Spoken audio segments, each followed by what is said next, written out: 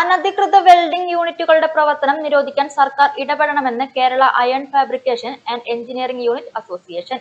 അസംസ്കൃത വസ്തുക്കളുടെ വിലക്കയറ്റം നിയന്ത്രിക്കാനുള്ള ഇടപെടൽ സർക്കാർ നടത്തണമെന്നും ഭാരവാഹികൾ വാർത്താ സമ്മേളനത്തിൽ ആവശ്യപ്പെട്ടു. തൊഴിൽ നികുതി അതുപോലെ തന്നെ പഞ്ചായത്തിലുള്ള പല മാനദണ്ഡങ്ങളും പാലിച്ചുകൊണ്ടാണ് ഞങ്ങൾ ഇന്ന് സ്ഥാപനം നടത്തുന്നത്. അതുപോലെ തന്നെ സ്ഥാപനം നടത്തണമെങ്കിൽ വളരെയധികം ബുദ്ധിമുട്ട് അനുഭവിച്ചിട്ടാണ്. കാരണം തൊഴിലാളികളെ സംരക്ഷിക്കണം.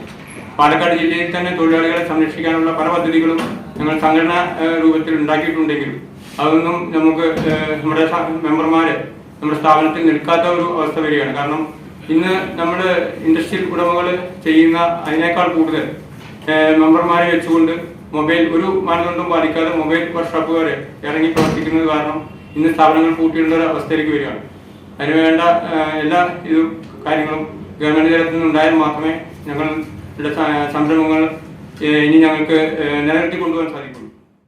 7ഓളം ലൈസൻസുകൾ എടുത്ത് നിയമപരമായി പ്രവർത്തിക്കുന്ന 600ഓളം എഞ്ചിനീയറിംഗ് യൂണിറ്റുകൾ അടച്ചുപൂട്ടലിന്റെ വക്കിലാണ്. അനധികൃതമായ എഞ്ചിനീയറിംഗ് വെൽഡിംഗ് യൂണിറ്റുകളും അസംസ്കൃത വസ്തുക്കളുടെ വിലക്കയറ്റവും വെൽഡിംഗ് എഞ്ചിനീയറിംഗ് മേഖലയെ തകർക്കുകയാണ്. ബെൻസിങ്ങിന് പകരം റെഡിമെയ്ഡ് ഉൽപ്പന്നങ്ങൾ വരുന്നതും പ്രതിസന്ധിയാണ്. അസംസ്കൃത വസ്തുക്കളുടെ വിതരണവും വിൽപ്പനയും സർക്കാർ മേഖലയിലാകുന്നത് സർക്കാരിന് വരുമാനവും വിലക്കുറവും ഉറപ്പാക്കും.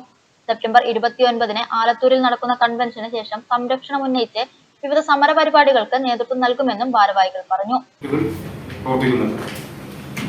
ഒരു മാനദണ്ഡങ്ങളില്ലാതെ ഒരു മൊബൈൽ വെൽഡിംഗ് മെഷീനുമായി വർക്ക് ചെയ്യുന്ന നിരവധി യൂണിറ്റുകളുണ്ട്. ഇവർക്കെതിരെ കർശന നടപടിയെടുക്കാൻ ബന്ധപ്പെട്ട KSAB മുനിസിപ്പൽ പഞ്ചായത്ത് അധികൃതർ തയ്യാറാവണം എന്നാണ് ഇതുമായി ബന്ധപ്പെട്ട് പറയാനുള്ളത്. വാർത്താ സമ്മേളനത്തിൽ secretary G Sudheer, president Prasad Varghese, treasurer Prabhakaran, Sasi Alathur, Shiju, Balan എന്നിവർ പങ്കെടുത്തു.